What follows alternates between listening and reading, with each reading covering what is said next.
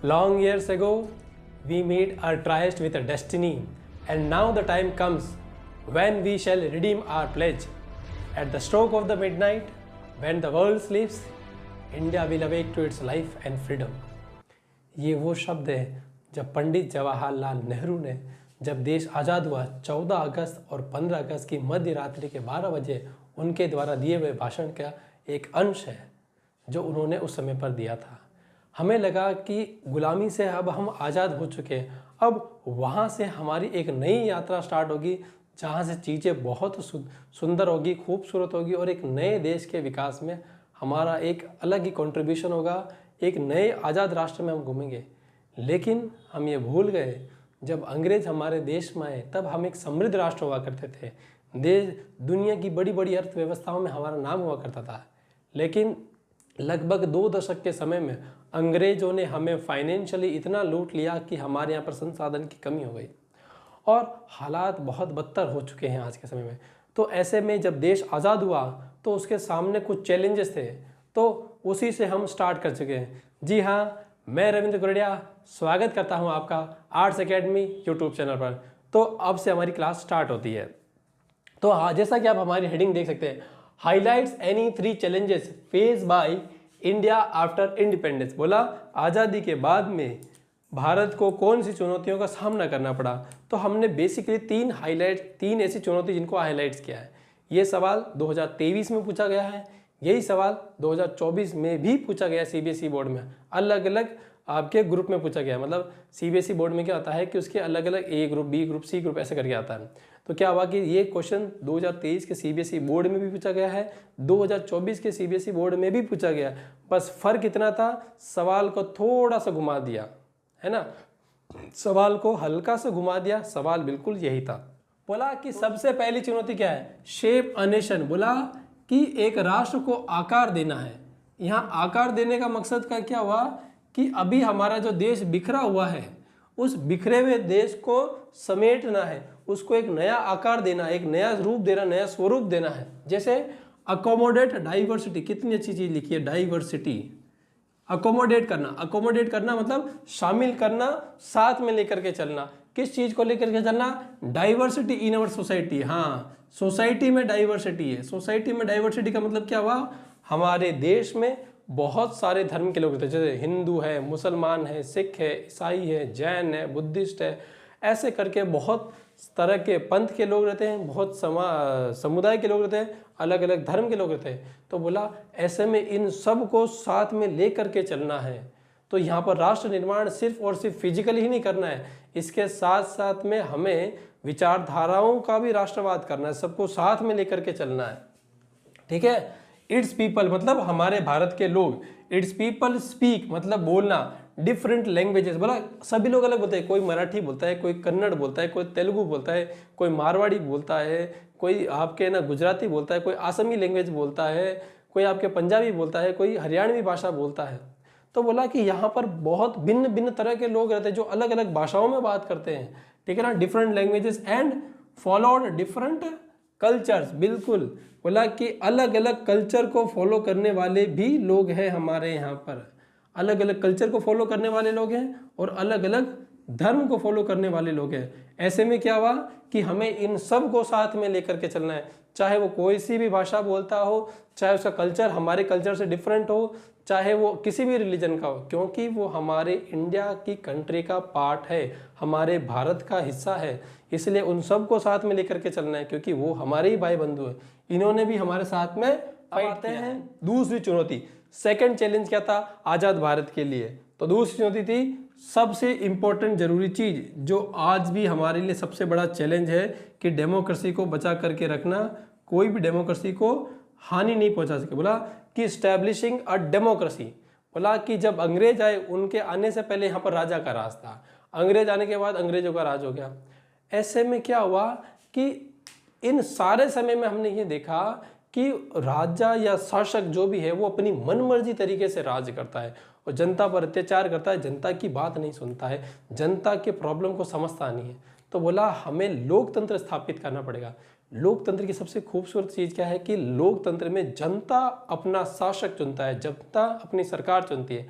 ऐसे में जनता अगर जनता की बात सरकार नहीं सुनती है या सरकार जनता को बाईपास करके अपनी मनमर्जी करने लग जाती है, तो अगले चुनाव में जनता उसको वोट नहीं देगी और एक नई सरकार बनाएगी ताकि उसका अस्तित्व रह सके।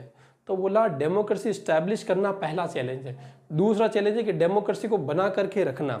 तीसरा चैलेंज क्या है कि अपने देश में डेमोक्रेसी आ जाने के बाद में जो प्रैक्टिसेस है, जो काम करने का तरीका, वो पूरा का पूरा डेमोक्रेटिकली ही होना चाहिए। मतलब आप लोकतंत्र को आप ना ताक पर नहीं रख सकते, मतलब आपको सिखाना पड़ेगा कि डेमोक्रेसी क्या होती है, डेमोक्रेसी कैसे फॉलो की जाती है, उसके प्रिंसिपल्स को एज इट इज फॉलो करना जरूरी है। ठीक है। And constitution granted fundamental rights, बिल्कुल सही। तो बोला कि इसके लिए हमें संविधान भी बनाना होगा ताकि उस संविधान में देश के जनता के लोगों को कुछ अधिकार मिल सके, और जिस उन अधिकारों में सिर्फ समानता की बात नहीं होगी, उसमें फ्रीडम की बात नहीं होगी, उन सब के साथ साथ में पॉलिटिकल राइट्स की भी बात होगी। पॉलिटिकल राइट का मतलब क्या? वोट देने का अधिकार, चुनाव लड़ने का अधिकार, संगठन, कोई भी राजनीतिक संगठन बनाने का अधिकार, ये सब बहुत ज्यादा जरूरी है। तो बोला एक्सटेंडिंग राइट टू वोट। ठीक है। और किसको देना? हर सिटीजन को देना है। इसीलिए हमने क्या किया कि जैसे ही देश आजाद तो हमने बोला यूनिवर्सल अडल्ट सफरेज, 18 साल के ऊपर के सभी व्यक्ति को वोट देने का अधिकार है। ठीक है ना। India adopted representative democracy based on parliamentary form of government. बोला कि इसीलिए हमने हमारे देश में डेमोक्रेसी में कौन सी बात? रिप्रेजेंटेटिव डेमोक्रेसी, मतलब प्रतिनिधित्व का लोकतंत्र, जहां पर हमारे द्वारा चुने हुए प्रतिनिधि जो है वो संसद में जाते हैं, सरकार बनाते हैं और हमारे लिए कानून बनाते हैं। तो बोला कि representative democracy based on parliamentary form of government, मतलब क्या हुआ? हमारे द्वारा चुने हुए लोग आगे जाएंगे दिल्ली के संसद में। संसद के 2 सदन हैं, लोकसभा और राज्यसभा। लोकसभा में जनता चुन करके भेजती है और राज्यसभा में अलग अलग स्टेट गवर्नमेंट के रिप्रेजेंटेटिव जाते हैं। तो वहां पर क्या होता है? इनडायरेक्ट इलेक्शन होता है। और इससे क्या है कि पार्लियामेंट्री फॉर्म ऑफ गवर्नमेंट आने से पार्लियामेंट के जो जैसे ब्रिटेन में है और कहीं कहीं पर भी पार्लियामेंट है, उनके जैसे प्रिंसिपल फॉलो करके सरकार चलाई जाती है, जो कि बिल्कुल सही होती है। अब आते हैं इसी में सेकेंड में लास्ट पॉइंट क्या है? Developing democratic practices for a healthy democracy. बोला एक अच्छा लोकतंत्र बना रहे, एक अच्छा लोकतंत्र का अस्तित्व हो, इसलिए जरूरी है कि आप है ना ऐसी मतलब डेवलप करना, मतलब उस चीज को शुरू करना, डेवलप करना डेमोक्रेटिक प्रैक्टिस, मतलब जो भी काम है लोकतंत्र के अनुसार ही होना चाहिए। ऐसी कोई भी प्रैक्टिस या काम करने का तरीका नहीं होना चाहिए जो डेमोक्रेटिक नहीं हो। डेमोक्रेटिक तरीका ही अपनाना चाहिए। ठीक है। अब चलते हैं हमारे अगले पॉइंट की तरफ। तीसरा चैलेंज जो है वो है development and wellbeing of society. बोला कि समाज का, सोसाइटी का मतलब भारत का विकास किया जा सके और विकास के साथ साथ में उसका स्वास्थ्य का ध्यान रखा जाए, उसका ध्यान रखा जाए। ध्यान रखने का मकसद क्या है कि जिनको जिन चीज़ों की आवश्यकता है वो सारी आवश्यकता उनकी पूरी करवाई जाए, ताकि उनको किसी प्रकार की समस्या कम से कम हो या ना के बराबर हो। ठीक है। तो इसके लिए हमने क्या देखा? Special protection to socially disadvantage group. बोला कि ना सोशल स्पेशल मतलब खास, प्रोटेक्शन मतलब एक खास तरह की सुरक्षा दी जाए। किन लोगों को? Socially disadvantage group. Socially disadvantage क्या है? सामाजिक रूप से ऐसे लोग, सामाजिक, ठीक है, सामाजिक रूप से पिछड़े वर्ग, सामाजिक रूप से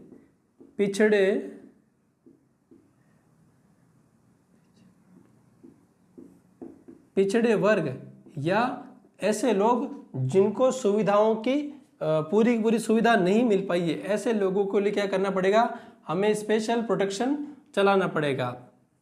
ठीक है ना। तो बोला कि स्पेशल प्रोटेक्शन देनी चाहिए किनको? सामाजिक रूप से पिछड़ा हुआ वर्ग, जो समाज में पीछे रह गया या डिसएडवांटेज पोजीशन में रह गया, उनके लिए कोई सुख सुविधा नहीं है वो।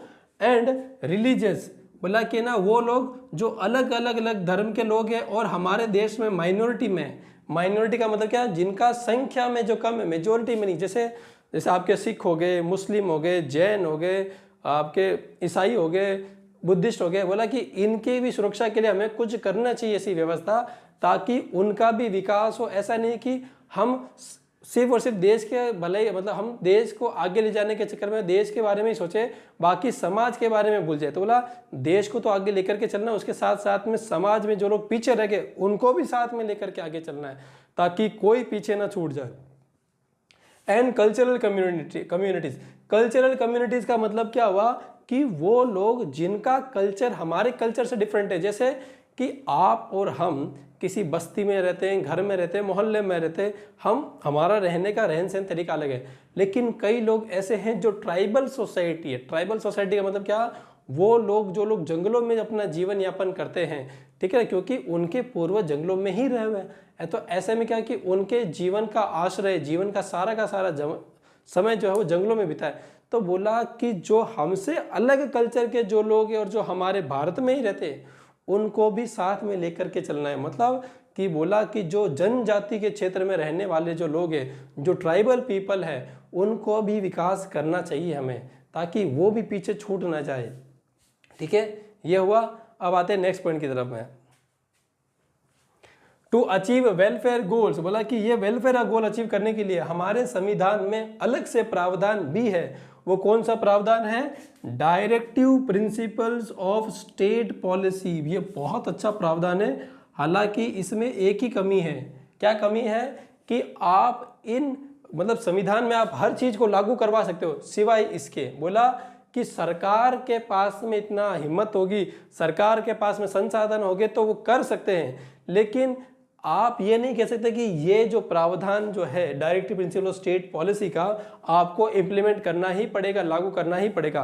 वो इम्प्लीमेंट करे, लागू करे ना करे, वो सरकार पर निर्भर करता है। अगर इसको कोई भी सरकार अगर पूरी की पूरी इम्प्लीमेंट कर ले तो मैं कहता हूँ आज ही से आने वाले 10 साल में हमारे देश से गरीबी खत्म हो सकती है। आने वाले 10 साल में हमारा देश का विकास बहुत तेजी से बढ़ सकता है, क्योंकि इसके अंदर ऐसे ऐसे प्रावधान कर रखे हैं संविधान के अंदर इस सेगमेंट में directive principle of state policy, जिससे आपको आगे बढ़ने से कोई रोक नहीं सकता। लेकिन क्या होता है, क्योंकि हमारे यहाँ पर है ना फाइनेंशियल रिसोर्सेज बहुत कम है, और इसके साथ साथ में दूसरी प्रॉब्लम क्या है, सरकार की इच्छा शक्ति में कमी होना।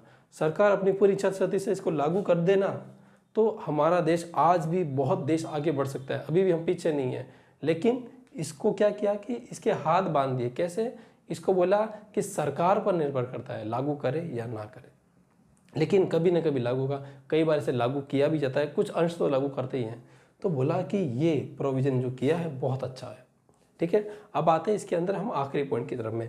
The real challenge now was to evolve effective policies for economic development and eradication of poverty। बोला कि सबसे असल चुनौती हमें कहाँ महसूस हो रही है, नाउ टू इवॉल्व। इवॉल्व का मतलब होता है बनाना, विकसित करना, किसी चीज को बनाना, विकसित करना, बनाना।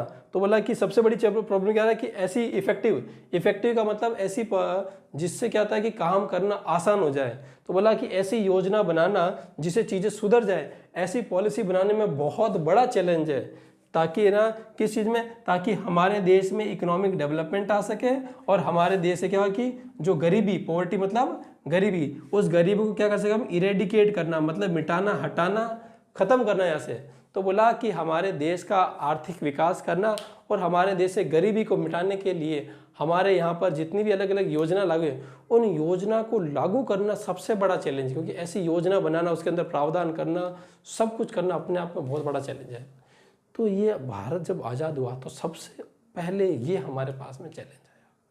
बाकी के चैलेंजेस अभी और बाकी है, लेकिन 3 सबसे जरूरी, क्या, राष्ट्र को ये इकट्ठा रखना, मतलब उसको फिजिकली रूप से भी बिगड़ने नहीं देना, मतलब अलग नहीं हो जाए, अलग अलग टुकड़े नहीं जाए। आने वाले क्लास में करेंगे हम इंटीग्रेशन ऑफ प्रिंसली स्टेट्स में। तो बोला कि उसको इंटीग्रेट भी करना है और सिर्फ टुकड़ों को इंटीग्रेट नहीं करना है, लोगों को भी इंटीग्रेट करना है। जो अलग अलग धर्म के लोग हैं, जो अलग अलग कल्चर के लोग हैं, जो लोग अलग अलग भाषा बोलते हैं, सबको साथ में जोड़ कर रखना है। बोला कि डाइवर्सिटी को अकोमोडेट करना है।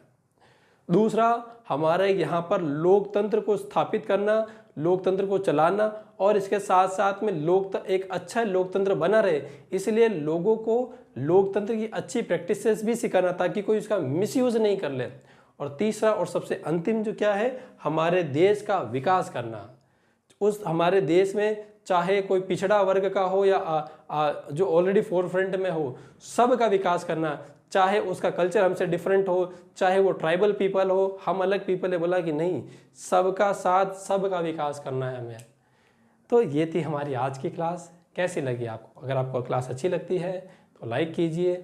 और आज से हमारी क्लास 12th की पॉलिटिकल साइंस की आज से क्लास की बिगिनिंग है। तो आपके जितने भी फ्रेंड सर्कल में फ्रेंड्स हैं जिनके पॉलिटिकल साइंस ले रखा है या जो लोग पॉलिटिकल साइंस में इंटरेस्टेड है, उनके बीच में ये चैनल को शेयर ज़रूर कीजिए। आप, मुझे पता है नए आए हुए हैं, तो चैनल को सब्सक्राइब कीजिए, नोटिफिकेशन वाले बेल आइकन पर क्लिक कीजिए ताकि आपको हर वीडियो की क्लासे का एक इंटीमेशन मिलता रह सके। और अब से हमारी क्लासेस एज इट इज़ चलती रहेगी, लगातार रोज़ क्लासें आती रहेगी, ताकि पॉलिटिकल साइंस का सिलेबस हमें दिसंबर महीने तक कैसे भी करके पूरा करना है।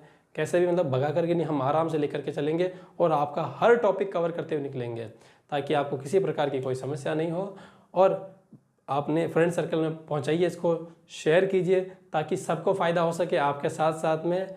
तो मिलते हैं आपसे अगली क्लास में, तब तक के लिए जय हिंद, जय भारत।